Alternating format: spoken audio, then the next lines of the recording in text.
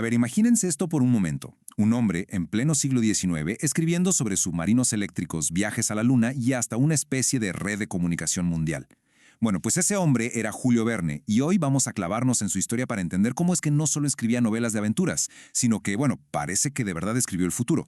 Pero la gran pregunta es, ¿acaso Verne era una especie de profeta con una bola de cristal?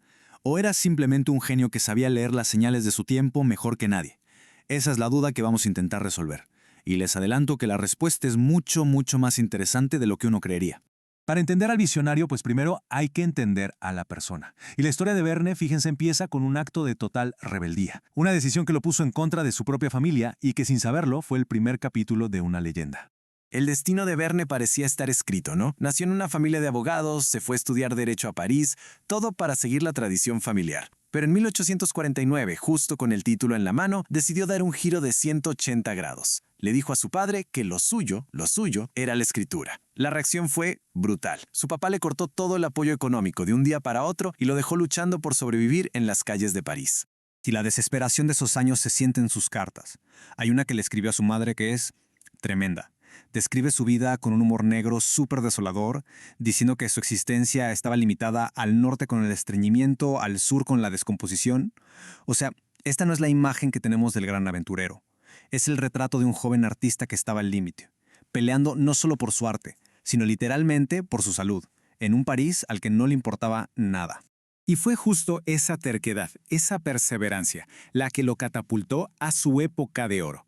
Así que ahora pasemos a ver cómo este joven escritor, que estaba pasándola fatal, se convirtió en un verdadero fenómeno literario mundial.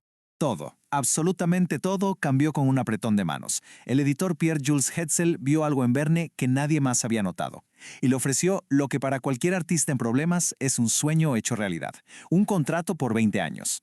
Esa seguridad económica fue la gasolina que necesitaba el genio de Verne para arrancar, y de ahí nació la legendaria serie de los viajes extraordinarios, que lo lanzó a la fama en todo el mundo. Y aquí es donde la historia se pone, bueno, casi increíble. En De la Tierra a la Luna, que se publicó en 1865, Verne no solo se imaginó un viaje al espacio, sino que lo diseñó con detalles que, de verdad, te pone la piel de gallina por lo precisos que son. Mira en la tabla, 3 astronautas, despegue desde Florida, una duración de viaje casi exacta, una órbita lunar sin aterrizar, y el regreso amerizando en el océano. Esto lo escribió 100 años antes de que la misión Apolo 8 lo hiciera realidad. Pero ojo, no era magia. Verne era un investigador superclavado, devoraba todos los avances científicos de su época y simplemente los llevaba un paso más allá con una lógica impecable. Su genialidad estaba en eso, en conectar los puntos que la ciencia apenas empezaba a dibujar. Y claro, De la Tierra a la Luna fue solo el principio. Ese contrato con Hetzel desató una creatividad que parecía no tener fin y que resultó en más de 60 novelas dentro de la saga de los viajes extraordinarios. Y a veces la aventura de sus libros como que se salía de las páginas y se metía en su vida. Hay una anécdota increíble. Durante el estreno de la obra de teatro de La Vuelta al Mundo en 80 días, Verne insistió en subirse a un elefante de verdad que era parte de la escenografía. El resultado, el animal se asustó, salió disparado del teatro con Verne encima y se puso a correr por las calles de París. Una escena totalmente digna de una de sus propias novelas. Pero detrás de ese autor de aventuras, de ese visionario tan optimista, había un lado mucho más oscuro. La vida personal de Verne estuvo llena de tragedias y de mucha desilusión. Es que en realidad había como dos Julio Verne. Estaba el de las novelas, ¿no? El héroe valiente, el viajero incansable y optimista.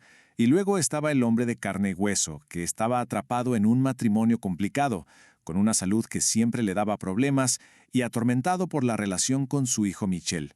La rebeldía del chico llegó a tal punto que Verne tomó una decisión durísima: internarlo en una institución mental.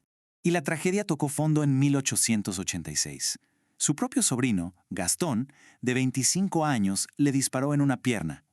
Sin un motivo aparente, o al menos uno que se sepa, la herida lo dejó con una cojera para el resto de su vida y con una cicatriz emocional profundísima.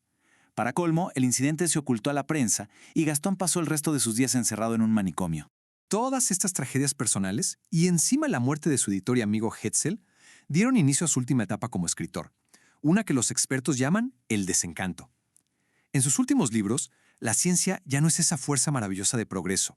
Al contrario, muchas veces se convierte en un arma de opresión, sobre todo en manos del capitalismo y de la ambición humana. Pero a pesar de todas estas luchas personales, el impacto de su obra es innegable. Así que vamos a ver cómo su legado terminó por consolidar esa imagen que tenemos de él como un verdadero profeta de la tecnología. Entonces, regresemos a la pregunta del inicio. ¿Pudo un hombre del siglo XIX predecir nuestro futuro?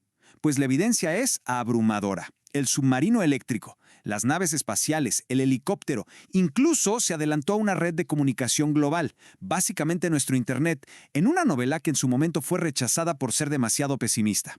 La respuesta no es solo un sí, es un sí rotundo y que hasta da un poco de escalofríos. Y esto nos deja con una última reflexión, ¿no?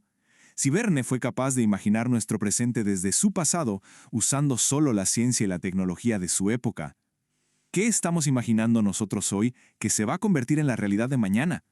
La próxima gran aventura, la que definirá el futuro, quizás, solo quizás, ya está escrita en algún lado.